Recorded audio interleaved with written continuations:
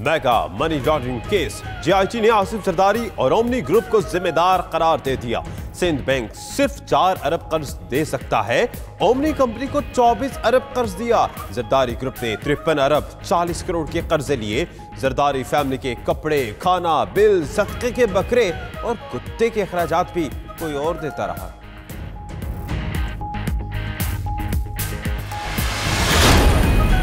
Bilawal house Lahore की अराजी Zardari group की मलकियत है। बिलावल हाउस लाहौर पहले गिफ्ट किया गया, बाद में गिफ्ट वापस करके बहरिया टाउन को आधी रकम अदा कर दी गई।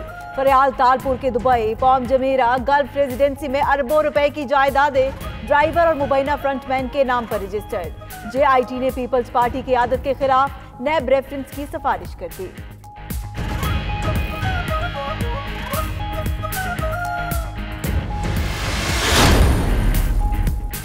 जेआईटी रिपोर्ट ने बहरिया टाउन के हवाले से भी अहम राज अफशा किए। मलिक रियाज अदालत को ब्लैकमेल करने के लिए इश्तिहारात लगवा रहा है।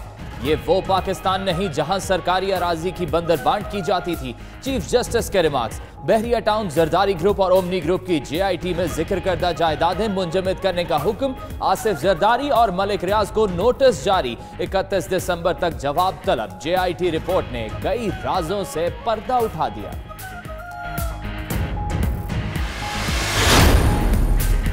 ओमनी ग्रुप के कारोबार में 1997 से 2009 के दरमियान गैर मामूली इजाफा देखने में आया।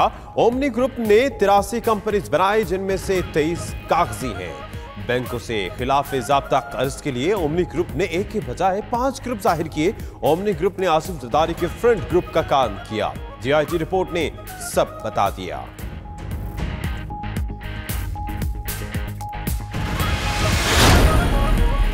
जाली अकाउंट्स केस की समाअत के दौरान अयान अली की गूंज। चीफ जस्टिस ने अयान अली को बैरून मुल्क से वापस लाने का सवाल उठा दिया।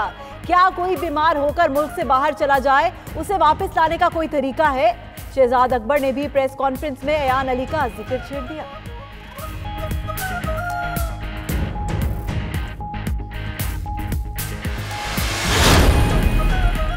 पीपल्स पार्टी के रहनुमाओं ने आला क़यादत के खिलाफ कार्रवाई की सूरत में सड़कों पर निकलने का इंदिया दे दिया। मुस्तफा नवाज कहते हैं नाम नेहाद एहतसाब को नहीं मानते। पीपल्स पार्टी मैदान छोड़कर नहीं भागेगी, सड़कों पर निकलेंगे। जेआईटी रिपोर्ट के बाद शेरी रहमान का वावेला, कहा हमारे साथ इस तरह होगा तो ऐवान को चलने नहीं देंगे।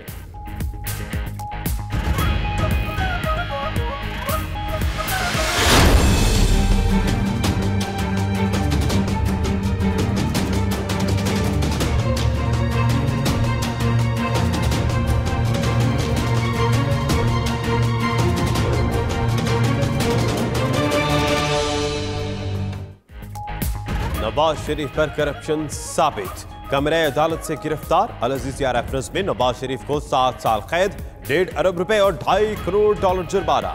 10 साल तक अवामी ओहदा रखने के लिए नाअहल। नवाज शरीफ अडयाला जेल मुंतकिल। अदालत ने जायदाद भी जब्त करने का हुक्म दे दिया। नवाज शरीफ जराए आमदन बताने में नाकाम रहे, वो करप्शन और बदउनवानी में मुलव्विस पाए गए। तहरीरी फैसला जारी।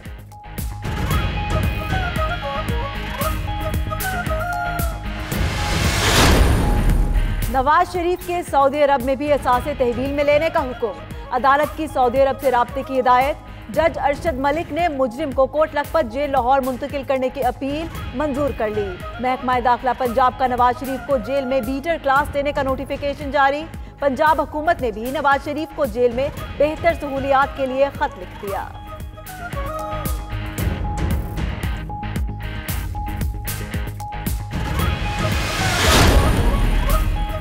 नवाज शरीफ ही अल अजीजिया और हिल मेटल के मालिक हैं। बारे सबूत नवाज शरीफ पर मुंतकिल हुआ, मगर मुल्जिम ने दिफा में कोई गवाह पेश ना किया। सजा देने के लिए काफी शवाहिद मौजूद हैं। अदालत का फैसला। फ्लैगशिप रेफरेंस में नवाज शरीफ बरी। नैब का फ्लैगशिप पर अदालती फैसला। लाहौर हाई कोर्ट में चैलेंज करने का ऐलान।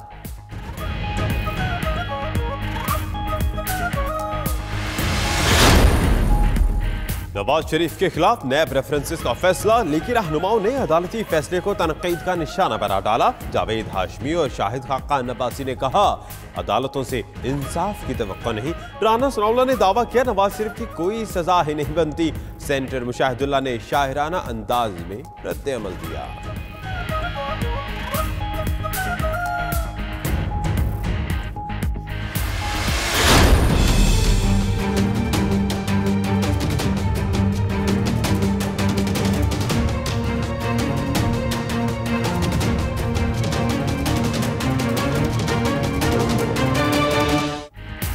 नून लीग के कारकुनों ने अदालत के बाहर खूब उधम मचाया। नवाज शरीफ की आमद पर लीगी कारकुन बिफर गए। पुलिस एहलकारों से हाथापाई, रुकावटें हटाकर अदालत में घुसने की कोशिश। पुलिस एहलकारों पर पथराव भी करते रहे। लीगी कारकुनों के खिलाफ थाना रमना में दहशतगर्दी की दफात के तहत मुकदमा दर्ज।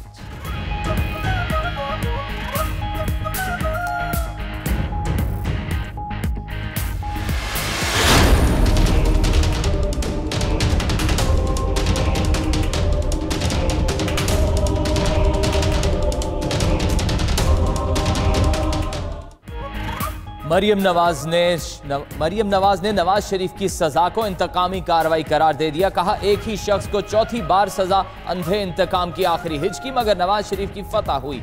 वक्त बदलते और हालात उलटते देर नहीं लगती। मरियम नवाज का ट्वीट।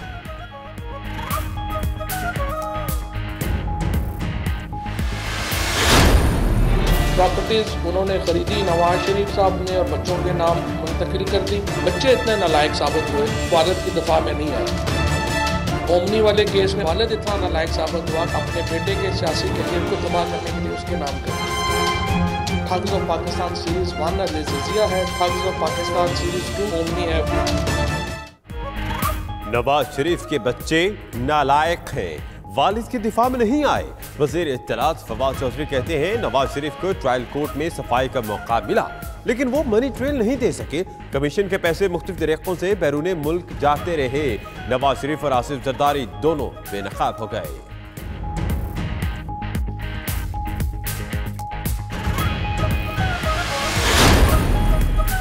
फैसले से सच सामने आ गया। हुक्मरानों ने इक्तदार में आकर सिर्फ दौलत बनाई। वजीर आजम इमरान खान का नवाज शरीफ के खिलाफ फैसले पर रद्द-ए-अमल। कहा, 10 साल में 24,000 अरब रुपए कर्जा लिया गया। एहतसाब का अमल मुल्क की तरक्की के लिए जरूरी है।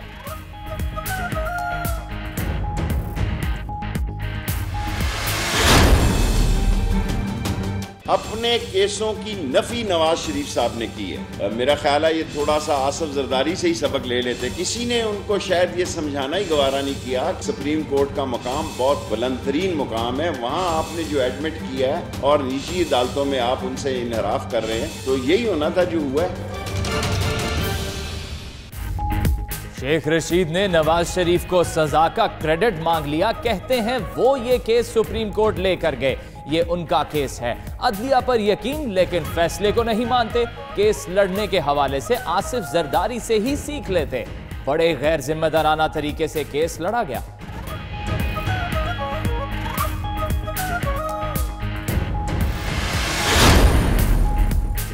सुप्रीम कोर्ट के हुक्म पर कब्जा ग्रुपों के खिलाफ कार्रवाइयां। लाहौर में लीगी रहनुमा अफजल खोखर के खिलाफ कब्जे का मुकदमा दर्ज। खोखर पैलेस की जगह उनकी मिल्कियत है। पाकिस्तान नैयात बरतानवी शहरी की दरखास्त।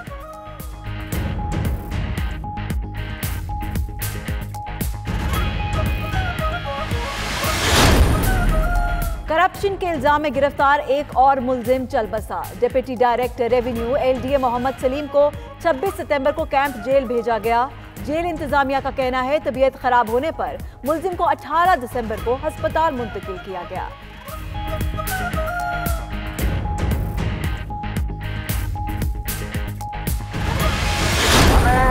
पाकिस्तान को कायम रखने के लिए अभी और कुर्बानी करना होगी।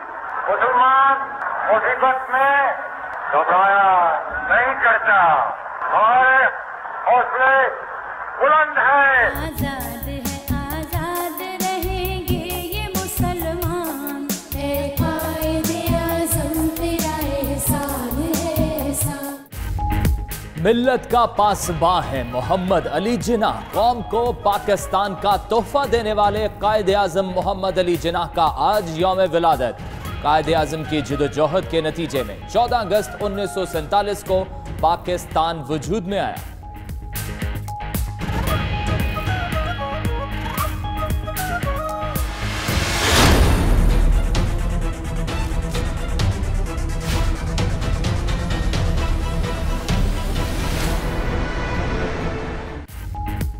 इंडोनेशिया में हौलनाक सुनामी से हलाकतों की तादाद 373 हो गई। 1459 अफराद जख्मी। आतिफशांग में धमाकों का सिलसिला जारी। गजबनाक लहरों ने जजीरा जावा और समाट्टा में सैकड़ों मकानात और रेस्टोरेंट्स मलियामेट कर दिए।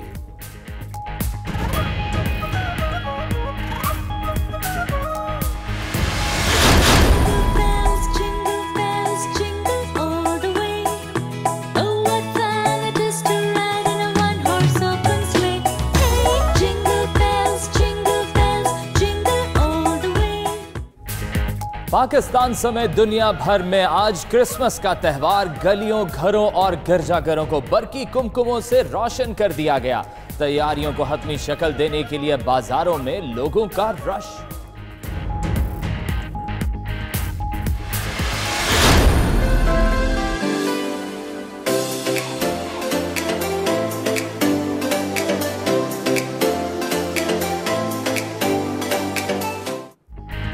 और ताइवान में दिलचस्प लाइट शो। मुख्तलिफ इमारतों पर 3D लाइट प्रोजेक्शन के जरिए दिलचस्प नज़ारे। रंग बरंग फेस्टिवल 1 जनवरी तक जारी रहेगा। खूबसूरत मंजर ने देखने वालों पर सहर तारी कर दिया।